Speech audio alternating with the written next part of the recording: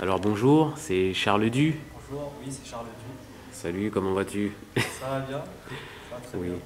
Alors Charles, parle-moi un petit peu de toi. Je m'entraîne à Noisy-le-Grand depuis bientôt 10 ans avec Jules No à l'ASPDNG. Ah là? ASPDNG, l'association pluridisciplinaire de Noisy-le-Grand. Ouais. Je suis membre du collectif France depuis bientôt 3 ans et j'ai participé à quelques compétitions internationales avec l'équipe de France de Wushu, Compétition internationale, c'est-à-dire? c'est-à-dire championnat du monde, championnat d'Europe et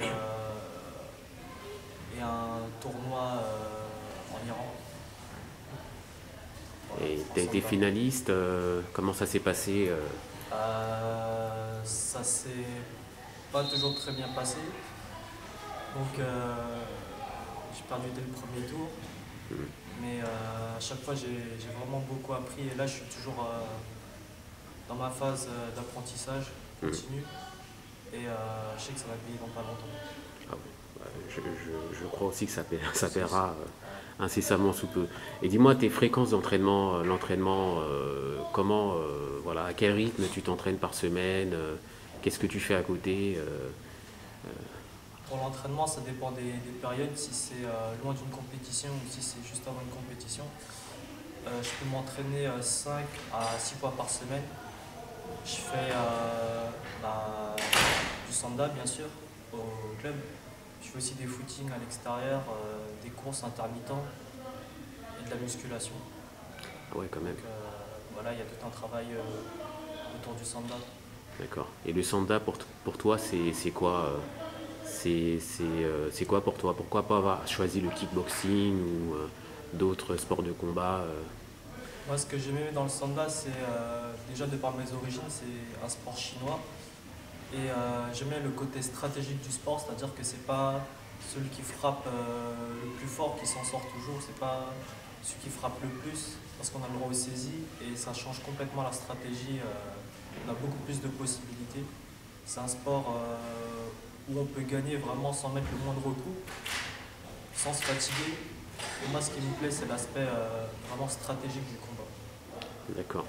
Est-ce que tu penses que le sanda en France, et en général les arts martiaux chinois, ont un avenir? Qu'est-ce Je que pense tu... qu'il y a un avenir grâce au travail qui est réalisé par toutes les personnes en France. Il y a beaucoup de gens qui s'investissent et de l'autre côté, il y a beaucoup de gens qui sont intéressés par les arts martiaux chinois, par les films de Bruce Lee et Jackie Chan notamment. Et je pense que récemment, avec le MMA, on a Pierre Moy Ouais, qui est dans qui vient du l'équipe de Sanda et France. qui Ouais. cartonne actuellement en pancrace en France. Et lui, il fait vraiment une pub pour la discipline. Ouais. Il y a Vang beaucoup de gens aussi, qui je crois. s'intéressent au Sanda. Ouais. Vang aussi. Vang aussi, Ouais. ouais. En kickboxing, Vang. Ouais. Voilà. Donc ça D'accord. permet de faire de la pub pour la discipline et il y a beaucoup de gens qui s'y intéressent. Avant qu'on Hmm. parlait du Sanda, personne ne connaissait. Maintenant, les gens ils Maintenant, ça connaissent. commence. Ouais, effectivement, je te rejoins là-dessus. Ouais. Ah bah super. Bah écoute, je te remercie. Hein. Bouge pas, surtout. Ouais. Là, je passe à Monsieur Thomas Diane. Voilà. Alors, on l'a en personne en France. Hein. Voilà, parce que voilà, bon ben Thomas, je vais te laisser parler, hein, donc Thomas, Ouais, moi je m'appelle Thomas Diane. Tu veux recommencer? vas-y continue. Moi je m'appelle Thomas Diane. Ça fait 14 ans que je fais des arts martiaux. J'ai commencé avec du kung fu. Après, j'ai fait de la technique, du taolu et tout ça. Taolu c'est du kata. Et après, je suis passé en sanda. Donc le sanda que vous connaissez, hein, c'est un sport pied-point projection. Et par la suite, j'ai fait un petit peu de kickboxing vite fait, un petit peu de boxe anglaise, mais tout ce que j'ai fait autour du sanda, c'était juste pour devenir mieux en sanda en fait. C'était juste pour acquérir une expérience. Parce que vraiment mon sport, c'est le sanda quoi. Les Sanda, d'accord. Donc tu disais à l'instant que tu avais commencé par la technique, les Taolu. Ouais, j'ai fait D'accord. du wushu, ouais, de la technique. Ouais. D'accord, très bien. Bon, pas à un niveau, bon, des Hmm. trucs basiques, hein, mais Ouais. ouais, j'en ai fait, je me suis entraîné, etc. j'ai pas fait de compétition, mais ouais, j'étais à fond et tout. D'accord, ouais. Et est-ce que tu pourrais nous en dire un petit peu plus sur ton palmarès, hein? On sait que tu es quelqu'un de très discret, mais on aimerait en savoir un petit peu plus sur ton palmarès. Euh, Pour ceux qui ne te connaissent pas. ok. Ouais, j'ai fait plusieurs titres nationaux Ouais. et internationaux aussi. J'ai fait les championnats d'Europe, j'ai gagné. J'ai fait quelques compétitions comme celle dont Charles parlait avant, le Pars Cup en Iran. J'ai gagné aussi. J'ai fait quelques coupes professionnelles. J'ai fait le titre mondial ISK. J'ai fait quelques petites compétitions internationales et quoi d'autre. Et puis c'est tout, hein. J'ai juste eu quelques titres en sanda et puis quelques compétitions en kickboxing, mais j'ai aucun titre en kickboxing. D'accord, ok. Et tu me disais à l'instant que tu es parti aux États-Unis, oui, c'est vrai, chez Gongling, c'est ça, dans Ouais, son je suis institut. parti Et chez Kangli aux États-Unis. voilà, J'ai signé avec Strikeforce, donc j'ai combattu pour Strikeforce. J'ai combattu pour Strikeforce et puis voilà, là je suis toujours là-bas. Je m'entraîne toujours avec eux. Là aujourd'hui je m'entraîne plus avec un autre club aux États-Unis qui est Carton. Donc il y a beaucoup de lutteurs, donc moi j'ai besoin de beaucoup de lutte. Et je viens du Sanda pour compléter au niveau du MMA. Donc je vais là-bas, on s'entraîne bien. Et puis voilà, hein. Là toujours dans le Sanda, mais au niveau de la compétition, je me concentre sur le MMA. Même si j'ai des projets encore en Sanda, mais pour l'instant c'est le MMA. C'est grappling, c'est. D'accord, mais pourquoi être parti aux États-Unis?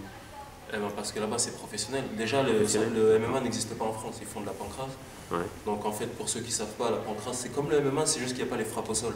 d'accord. Donc une règle change tout le sport. Donc c'est carrément pas le même sport en fait. Même si ça se ressemble beaucoup, mais ça change beaucoup de choses, juste une règle. Donc, et puis aussi le fait, le côté financier, je veux dire, Ouais. on gagne pas notre vie ici. Le Sanda, même si c'est à haut niveau, c'est amateur. Donc on gagne pas notre vie, on doit travailler à côté. Pas besoin de vous faire un résumé, hein. C'est quoi la différence entre un professionnel et un amateur? Je veux dire, concrètement. Donc là-bas, je suis payé, je peux m'entraîner tous les jours, je donne des cours aussi. Et puis voilà, moi je suis juste à la recherche du titre suprême, quoi. Du titre mondial, et puis c'est tout. Voilà. Pareil, Donc ça laisse sous-entendre que tu as quand même l'intention de revenir en France. de revenir en France pour y habiter, non, mais j'ai l'intention de revenir pour réintégrer l'équipe de France et ouais, pour réintégrer l'équipe de France et combattre, parce que j'ai quitté l'équipe de France il y a 2 ans. ouais. Donc j'aimerais bien la réintégrer et refaire les championnats du monde, j'aimerais bien. C'est un titre que j'ai pas. Parce que le titre que j'ai, là, ISK, le titre de champion du monde de ceinture, là, c'est un titre professionnel, mais c'est pas le titre, c'est pas là où il y a le plus grand niveau. Le plus grand niveau, c'est les championnats du monde, comme on a fait comme j'ai fait avec Charles, comme Charles a fait, comme Anthony est en train de faire aujourd'hui en Turquie, Anthony Lim. Donc c'est ça pour moi le titre en Sanda, vraiment le titre que j'ai envie d'avoir. Et ça je l'ai pas parce que moi j'ai juste été champion d'Europe. Donc moi j'ai vraiment envie de retourner faire les championnats du monde et les gagner, hein. Donc je vais essayer de revenir je vais revenir dans 2 ans et je vais essayer d'avoir ce titre, je vais faire mon max. Bah, c'est ce que je te souhaite, hein, de tout cœur. Autrement, dis-moi, qu'est-ce que tu penses du Sanda en France? De son Le Sanda avenir, en France, de son développement qu'est-ce que tu en penses? mais je pense que ça a beaucoup changé déjà. Les gens commencent à faire du vrai Sanda et non du kickboxing avec de la lutte. Donc il y a certaines personnes qui commencent à faire du vrai Sanda, qui commencent à... Pourquoi? Parce qu'on voit beaucoup de choses au niveau international, il y a des coachs, il y a certains coachs, il y a un coach chinois qui est venu, qui a changé beaucoup de choses, il y a beaucoup de choses qui évoluent. Un coach chinois qui est venu, qui a changé Ouais, il y beaucoup avait de un choses. coach chinois qui était venu il y a 3 ans, même 4 ans je crois, quand j'avais fait mes premiers championnats d'Europe, il était venu, un coach de Sanda, il était venu et puis il avait fait un coach que l'équipe de France avait fait venir pour nous préparer. Et puis voilà, des gens comme lui qui viennent et qui changent le Sanda parce que ici, nous, en Europe de l'Ouest, on n'est pas professionnels. Donc on essaie, entre guillemets, de copier ce que font les professionnels, mais donc on aura toujours un temps de retard, vu que eux, c'est eux qui créent le Sanda, c'est eux qui ont créé le Sanda, donc nous, on fait que copier en vrai.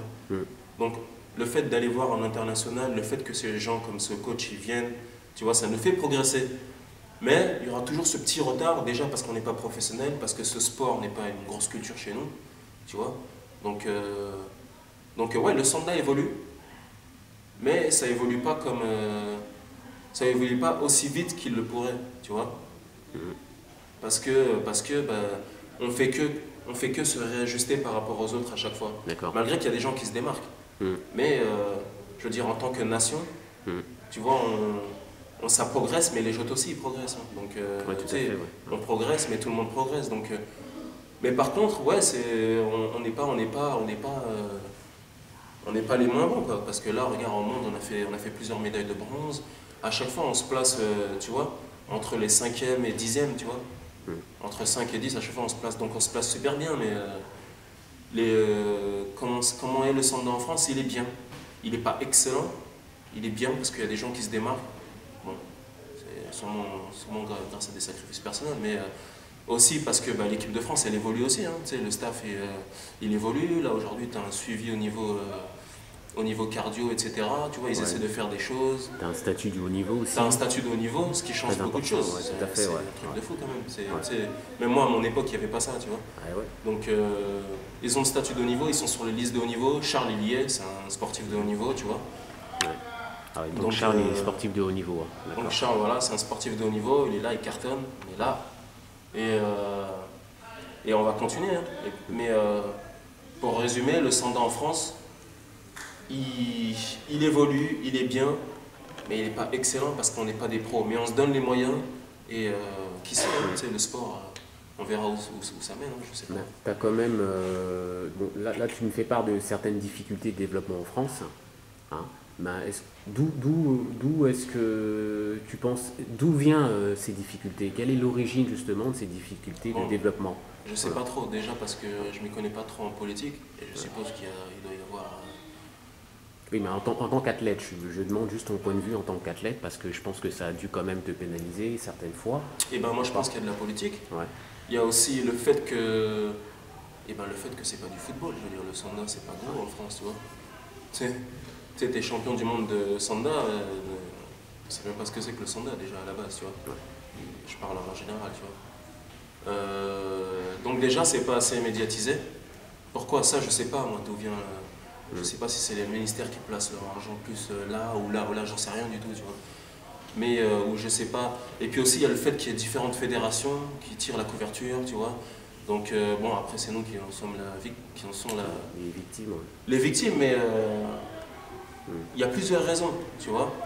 Et après, je sais pas trop, mais je pense que c'est politique, c'est aussi, je sais pas, c'est individualiste aussi, tu vois. Chaque fédération veut son petit truc. T'as des fois il y a 2 fédérations, t'as des fois il y en a même 3, tu vois. Et puis ouais, il y a un peu de ça. Et puis je pense que c'est... Si c'était médiatisé, qu'on te donne les moyens, qu'on te donne, tu vois, là aujourd'hui le fait que ce soit de haut niveau, et ben ça change un petit peu les choses. Moi je trouve que ça c'est bien, ça, tu vois. Ça c'est bien. Tu vois, ça va débloquer des choses. Les gens ils auront envie d'y aller, tu vois.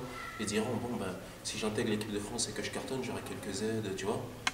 Tu vois, donc après pourquoi ça marche pas, ben je sais pas, ça remonte peut-être à des années avant. Tu sais que moi quand je suis arrivé, le sanda ça passait pas du tout. Là aujourd'hui ça passe sur Canal Sport, Suite, etc. Oui. Ça passait pas du tout la télé, tu vois. Donc le sanda c'est vraiment un truc c'est presque souterrain, tu vois, ça se voit pas du tout, tu vois. Ouais. Donc pourquoi ça marche pas, ça je suis pas sûr, je vais pas affirmer, mais je pense que voilà, il doit y avoir de la politique, il doit y avoir surtout de la politique, vu que c'est eux qui gèrent le truc, mais je sais pas, je sais pas. Hein. Nous on essaye, mais... Ouais, à votre niveau, ouais. Et dernière chose, quelle est la contribution que tu pourrais faire au développement des arts martiaux chinois en France? Quel serait ton apport? Voilà. Comment tu pourrais contribuer justement au développement du sanda en France? Moi, voilà. Je pense que... La question, bon, bien évidemment, je vous la pose à vous deux. Hein, donc... Et vas-y, tiens, réponds. Directement, nous en tant que... Nous directement aujourd'hui en tant qu'athlète, on peut promouvoir qu'on en parle autour de nous. Plus tard, nous on veut enseigner. Et donc là, ceci c'est aussi l'occasion de promouvoir. Après, nous, directement, on peut faire que ça, on peut pas faire plus, je pense. Parce qu'il y a des gens qui peuvent pas faire plus comme nous. Nous, notre rôle, c'est juste de s'entraîner et plus tard, après, d'enseigner. Et nous, de notre point de vue, on peut pas faire plus. D'accord. Ok. Euh, Toi, Thomas? Déjà, ouais, c'est vrai. Ce qu'on peut faire, c'est enseigner, etc. Mais je pense qu'il y a un autre truc. En fait, c'est notre niveau, tout simplement. C'est le fait de gagner, de donner envie aux autres, en fait. Tu vois, il y a des gens... moi, c'est un plaisir d'entendre des gens qui disent, qui essaient de copier, ou qui disent, moi, je me suis inspiré sur toi, tu vois. C'est un plaisir, enfin, c'est une fierté, quand même, de voir des gens qui se sont inspirés sur toi. Parce que moi, à l'ancienne, j'étais comme ça. Tu sais, je me suis inspiré de Stéphane Attelli, de Grégory Dussert, de Van Moi, de Cyril Rousseau, tu vois. C'est eux nos stars, tu vois, de Raoul, tu vois, c'est eux nos stars, donc... Tous les anciens. Ouais. Les anciens, donc tu vois, moi aujourd'hui je fais le coup de pied retourné. Pourquoi? Parce que j'ai copié sur Van, sur Stéphane, tu vois, sur Mouslim Salikov. Donc en fait, eux, comment ils ont contribué indirectement, c'est en... Voilà, tu vois, c'est notre niveau, c'est leur niveau. Donc je pense qu'on pourra contribuer comme ça, c'est en donnant une bonne image de nous, donc en fait du Sanda, et de s'entraîner et d'avoir un super haut niveau pour que les autres ils s'inspirent de nous. Et de toute façon, quand tu as un super haut niveau, pour te battre, il va falloir avoir un niveau plus haut que toi. Donc forcément, tu pousses les gens vers le haut quand tu as un gros niveau. Donc comment contribuer? C'est en faisant ça. Et aussi, comme Charles a dit, en donnant des cours, etc., des stages. Je donne des stages, je place ma petite pub sur le côté, tu vois. Et puis voilà. Tu vois. Il y a aussi le fait qu'il y ait des gens du Sanda qui aillent dans d'autres disciplines. Il y a aussi le fait qu'il y ait des gens du Sanda qui aillent dans d'autres disciplines. Et on voit pour Van dans le kick et Pierre en crasse. Ça, ça permet de développer le sport, de faire de la pub. Super. Et dernière petite question, votre entraîneur, hein, qu'est-ce que vous en pensez? Notre entraîneur, c'est un bon entraîneur, bien sûr. Je veux dire, sinon on serait pas. C'est un bon entraîneur, il nous donne les moyens. Qui s'appelle? Il s'appelle Jules No, Très bien. donc prof de la SPDNG. Il nous donne les moyens, il est là, il nous écoute, tu vois. Ce qu'on va prendre ailleurs, tu vois, c'est pas un prof. C'est pas un prof qui va se la raconter pour rien. En vrai. Non, le gars il prend, nous on ramène des techniques, il les prend, il nous donne ce qu'il a, tu vois. C'est lui qui nous a montré, c'est lui qui m'a appris à donner un coup de poing, un coup de pied, tu vois. Donc c'est vraiment notre prof, tu vois. Il est là avec nous, on va manger ensemble, tu vois, on va au restaurant. Quand on court, il est là derrière avec le vélo, ou il court avec nous, parce qu'à la base c'est un marathonien, tu vois. Donc il est là, il nous donne les moyens, tu vois. Il se remet en question, il nous écoute, parce que parfois il peut y avoir des trucs qui vont pas, il nous écoute, il essaie de faire mieux. Tu vois, c'est pareil pour nous, quand il y a quelque chose qui va pas, il est là. Donc on est vraiment un groupe, on travaille ensemble. Et puis voilà, quoi, tu vois, c'est une bonne famille, tu vois. Exactement. Et c'est une bonne famille, et puis on est chaud, hein. On est chaud pour cartonner. Un seul entraîneur depuis le début? Un seul entraîneur depuis le début. Au Hein. club, ouais, Un seul entraîneur depuis le début, après... C'est lui qui vous a formé, qui vous a transmis cette passion? Ouais, voilà, c'est lui qui nous a formés, etc. Mais c'est vrai que dans le parcours, on a vu plusieurs personnes, tu vois. D'accord. Même lui, il nous a poussé à aller voir d'autres personnes. Il sait très bien qu'à lui tout seul, il n'a pas le savoir, il a eu cette modestie de nous le dire. Il nous a même encouragé à aller dans d'autres clubs. Mais pour revenir sur Jules, pour nous c'est un peu plus qu'un entraîneur, c'est-à-dire que comme il a dit Thomas tout à l'heure, il a utilisé le mot famille. Nous on est vraiment une famille. Nous, ce qui nous lie entre nous, c'est plus que le Sanda en fait. C'est vraiment, il y a un esprit au club qui fait qu'il y a vraiment une synergie et nous ça nous pousse dans les compètes à aller toujours plus loin, à l'entraînement, à aller toujours plus fort. Ouais, c'est clair. Nous déjà à la base on a des potes d'enfance, déjà. Anthony et moi, on est potes depuis qu'on a 5 ans, tu vois. Aujourd'hui, Anthony il est en équipe de France, et lui aussi, moi, tu vois.